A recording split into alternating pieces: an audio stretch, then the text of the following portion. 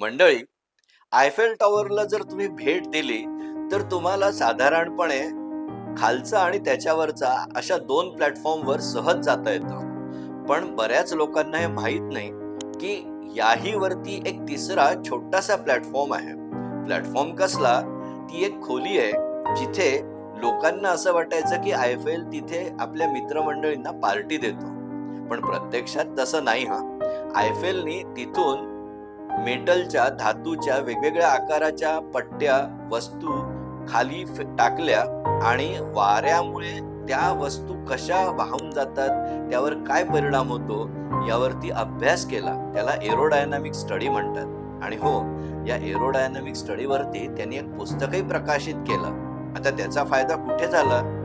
चक्क राईट्स ब्रदर्सना झाला. त्यांनी जेव्हा पहिलं विमान उडवलं तेव्हा त्याच्या पंखाच्या रचनेसाठी एरोडायनामिक्सचं हे आयफेलचं पुस्तक त्यांना फार कामास आलं. आहे ना मनोरंजक माहिती? ही आणि असली इतर अनेक गोष्टींबद्दल तुम्ही आमची टॉवर सिरीज बघा. जरूर तुम्हाला आवडेल.